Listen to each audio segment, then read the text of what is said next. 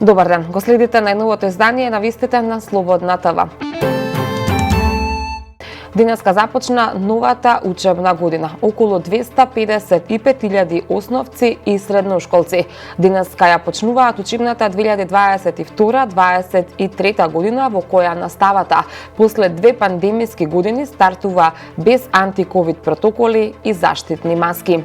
За учениците од прво, второ, четврто и петто одделение се подготвени нови наставни програми за предметите, согласно концепцијата за основно образование, која од лани се проведува етапно и според планот треба да биде заокружена за 5 години во целото 9-годишно образование. Учебниците според новите наставни програми се во различна фаза на одобрување и додека ги добијат, учениците од овие одделенија ќе учат од соодветни материјали во кои се разработени содржините од првото тримесечие. Министерството за образование и наука уверува дека не се работи за скрипти, туку материјали кои се квалитетни и креативни и учениците ги добиваат бесплатно. Министерот за образование и наука Јетон Шакири им посака среќен почеток на новата учебна година на учениците, наставниците и родителите. Денеска и секогаш на страната на наставниците, на страната на учениците и на страната на образованието. Само заедно можеме да обезбедиме подобро и поквалитетно образование, рече Шакири. Тој вели: почнуваме навремено, на 1 септември и најважно со отворени училишта за сите ученици. Започнуваме со 15% повисоки плати за сите наставници. Тоа нека биде мотив за поголема заложба во создавањето на новите генерации.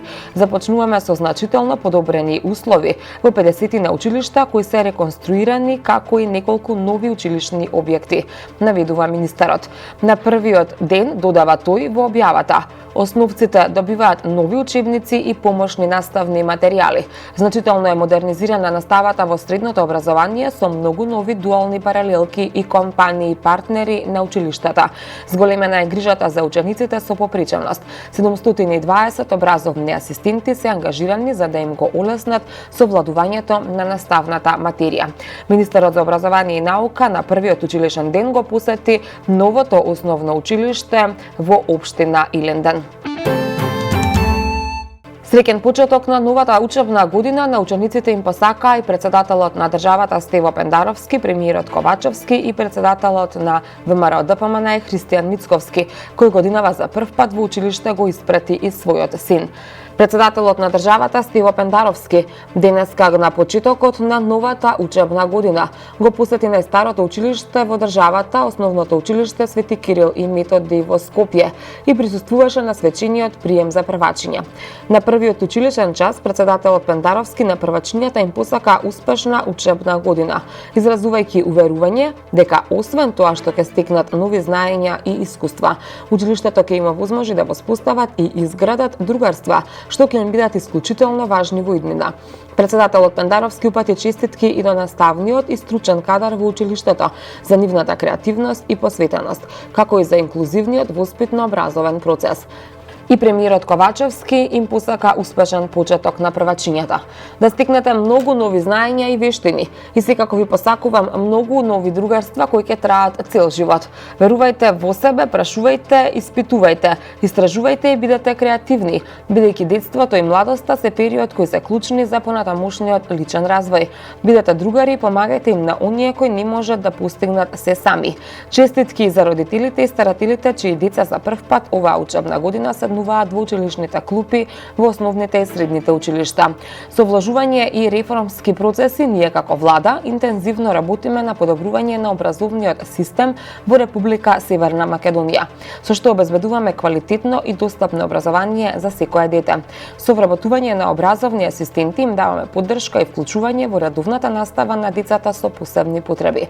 Градиме нови училишта, ги реконструираме и модерно опремуваме веќе постоечките и го модернизираме нашето образование, порача Ковачевски. Општините Кисела Вода и Ѓурче Петров на првачињата им поделија ранци со училишен прибор. Градоначалникот Орце Ѓоргиевски денеска присуствуваше на првиот училишен ден на првачињата во основното училиште Невена Георгиева Дуња, од каде го промовираше проектот Ранче за секое прваче. Преку него оваа година за прв пат сите 625 првачиња од 11 општински основни училишта добија бесплатен анатомски ранец и со училишен прибор и тетрадки. Дополнително општината за нивната настава по физичко образование им обезбеди и ранец за спортска опрема, а за училиштето професионални фудбалски топки. И општина Ѓурче Петров обезбеди ранчиња за сите 430 првачиња во 6 основни училишта во општината. Министерот за надворешни работи на Македонија Бујар Османи денеска во Виена ќе ги представи приоритетите на земјата како претседавач со ОПСЕ во 2023 година. Во своето излагање пред постојаниот совет на ОПСЕ, министерот Османи ќе ги изложи приоритетите на Македонија, кои ќе се фокусираат врз заштитата на принципите и заложбите на ОПСЕ во време кога тие се сериозно оспорени. Северна Македонија ќе го преземе претседавањето со ОПСЕ од Полска на 1 јануари 2023 година, а Османи ќе извршува функцијата претседавач со ОПСЕ. Ова е прв пат Македонија да претседава со организацијата. Акционерското друштво ЕСМ ги повикува граѓаните да се придружуваат кон мерките за штедење на електрична енергија. При тоа од компанијата потенцираат дека ќе ги вложат сите напори да ја производат целата електрична енергија која е потребна за граѓаните до крајот на грејната сезона и да ја има во доволни количини. Но како што велат, граѓаните треба да знаат дека секој киловат час кој ќе го заштедат ќе значи помалку трошење на јаглен, мазут и газ за негово производство. Со почетокот на глобалната енергетска криза, посочуваат од ЕСМ, цената на мазутот е зголемена за речиси 100%, на јагленот за над 200%, а на гасот за 700%. Цената за набавена електрична енергија е покачена за 1000%. Ваквите цени во услови на криза државата и граѓаните тешко ќе може да ги поднесат. Во услови на голема глобална енергетска криза, ЕСМ ве повикува сите согласно можностите доследно да се придржувате кон мерките за штедење на електрична енергија, како дел од севкупното движење во Европа за намалување на потрошувачката на електрична енергија. А да ЕСМ како производител на 70% од вкупната електрична енергија во државата, што ја покрива 100% целокупната потреба на граѓаните и малите потрошувачи, апелира секој поединец да даде максимален придонес за намалување на потрошувачката на струја во државата со свој личен влог, се вели во соопштението на АД-ЕСМ.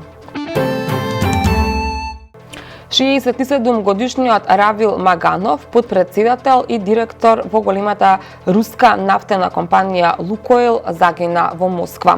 Ројтерс, повекувајќи се на своји извори, објави дека Маганов загинал откако паднал од прозорец во близина. Рускиот весник Правда објави информација дека телото на Маганов е најдено во близина на Централната клиничка болница во Москва, каде бил примен претходно. Маганов бил вработен во Лукойл при основањето во 1993 година, а директор станал во 2020 година. Компанијата не се изјасни досега за смртта на Маганов. Лукойл од почетокот на руската агресија бара преговори и мировно решение за кризата, која негативно влијае врз енергетскиот бизнес. Ова беше и последната информација во вестите на Слободна ТВ. Ви благодарам што не следевте. Довидување.